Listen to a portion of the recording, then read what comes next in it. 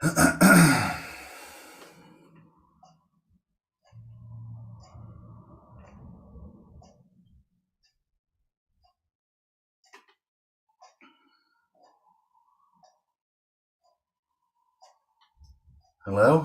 and welcome back. Good day. Thursday the 31st of March. The Certainty of Intention, part 2 of 3 on equity and trusts, common law estate administration using equity and trust law. Just post the links and we shall begin without further ado.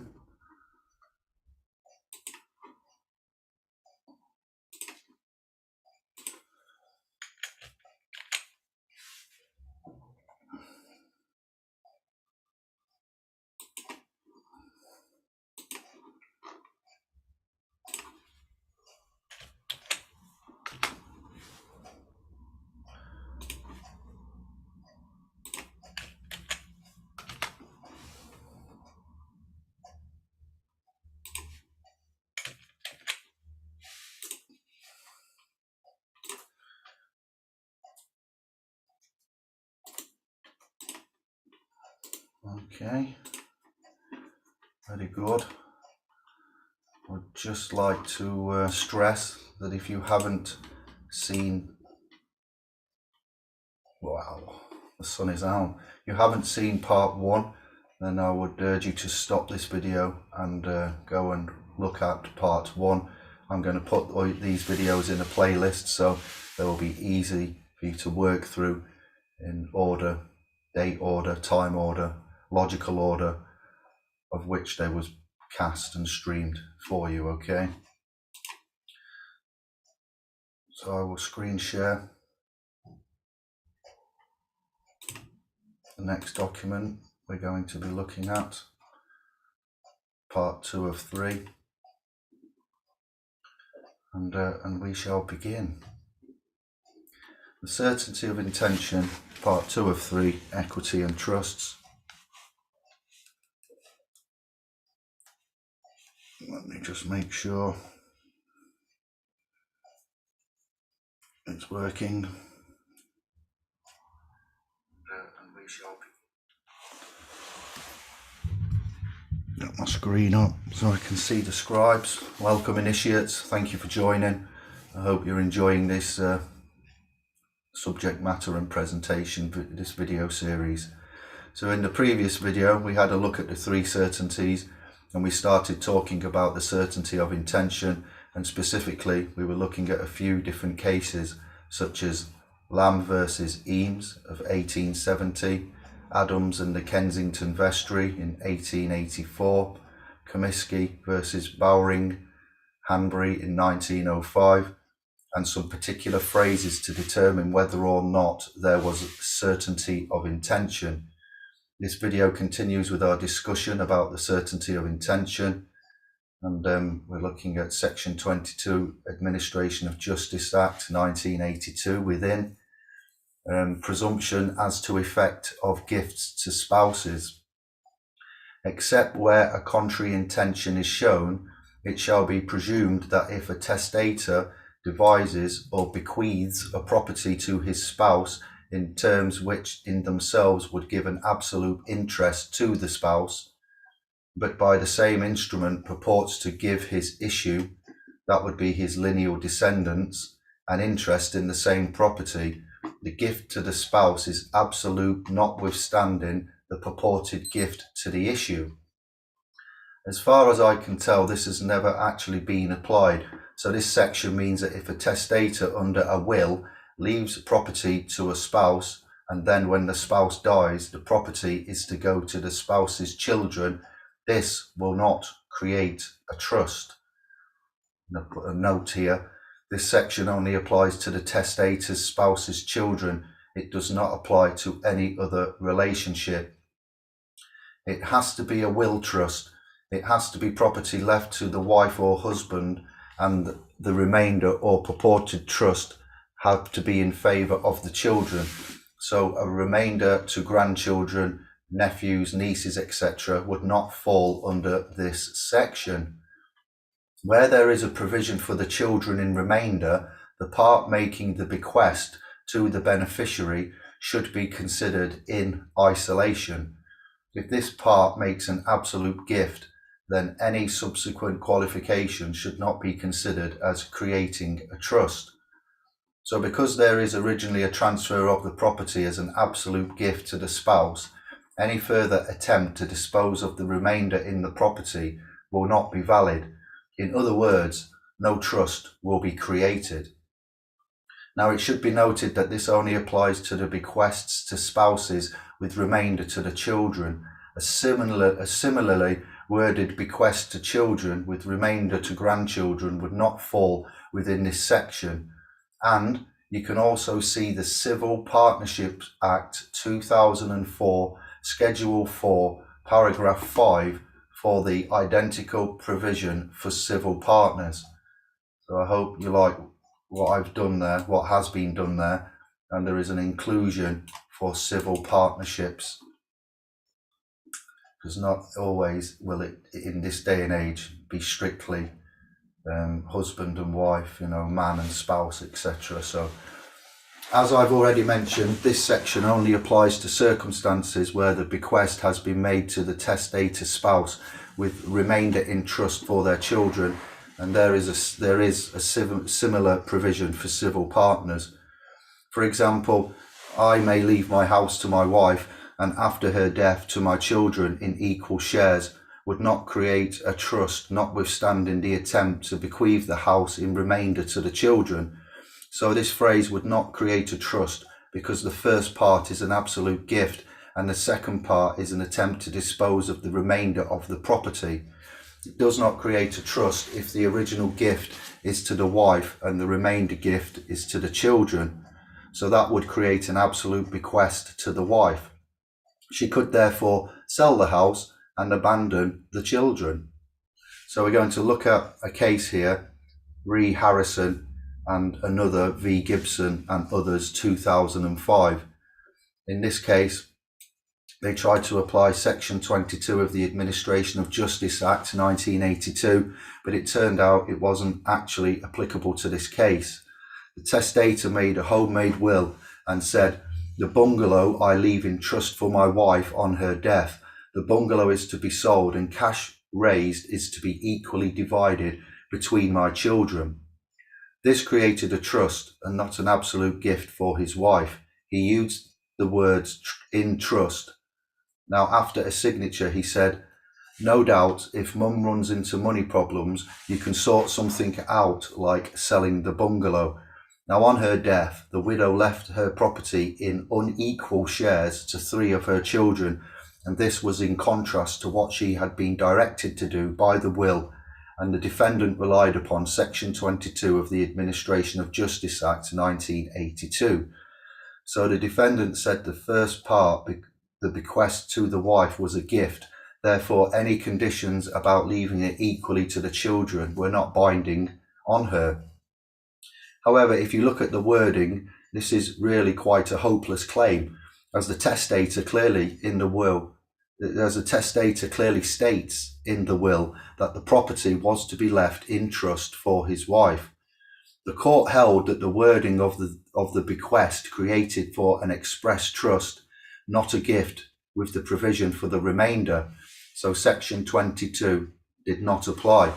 The court found a trust whereby the wife would have the property during her lifetime, then it would be given to her children in equal shares when she died. Now, it should be noted that Section 22 is consistent with the decisions in both Re Comiskey and Re Adams, and we looked at both of those cases in part 1. So if you haven't checked out part 1 of these videos, I urge you to go and do so now. In R.E. Adams, the gift in remainder was to the children, in which case the bequest fell within the terms of Section 22. In Re Comiskey, the gift in remainder was to the nieces, in which case Section 22 does not apply. So in Re Adams, there was an absolute gift to the wife, with remainder being to the children, and this is consistent with section 22, as it was held the wife took an absolute gift and there was no obligation for her to dispose the property to the children. And in re Comiskey, there was a remainder gift to the nieces and a trust was formed.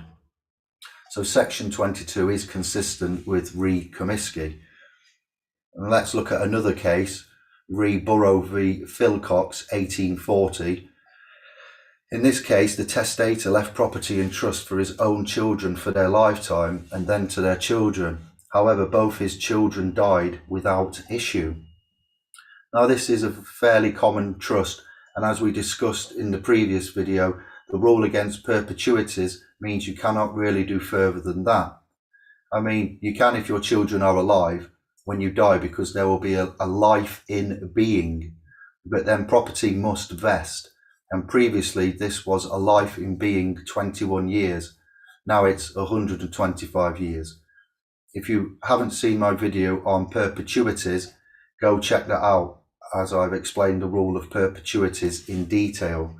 And at this moment, as of Thursday, the 31st of March 2022, I have written the script for that video, but the video has not been streamed and cast yet. So that will be coming by, that will be ready and linked to this playlist on my channel Indiglo in the next couple of days. I think it's important to cover the three certainties first, and we're doing the certainty of intention 3-part video series out of 9-part video series for the certainty of intention.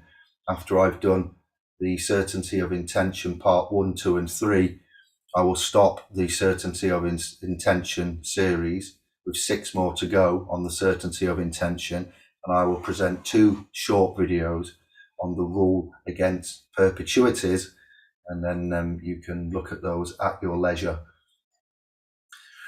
The will provided in this event that the longest liver of my 2 children shall have power by a will properly attested to in writing to dispose of my real and personal estates amongst my nephews and nieces or their children, either or to one of them or to as many of them as my surviving child shall think proper. There was a power given to the testator's children, the beneficiaries, to decide who should be the remainder beneficiary of this trust. Clearly, if the testator's children had children themselves, the property would pass to them. However, in the event they didn't have children, as occurred in this case, the beneficiaries had a power to dispose the property to the testator's nephews and nieces or their children. In the event the surviving child did not exercise the power to dispose of the property, not only did the surviving child not have any children of his own, but didn't exercise the power he had under the trust which he was a beneficiary of.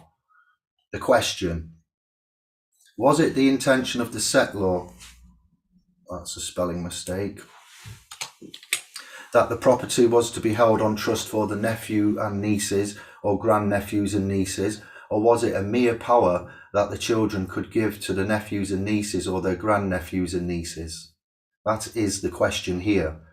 Now, the court held that the following: these and other cases shew that when there appears a general intention in favour of a class and a particular intention in favour of individuals of a class to be selected by another person, and a particular intention fails, from that selection not being made, the court will carry into effect the general intention in favour of the class. The testator's intention to benefit his nephew and nieces or their children was not merely a power of appointment, but an intention to favour them. That is, to make a trust in their favour. The court gave effect to that trust on the basis that equality is equity, by dividing the property equally between the nephews and nieces and their children. Although the trust failed in that the children didn't dispose of the property using their powers, the court was still able to ensure there was a trust in favour of the nephews and nieces and their children.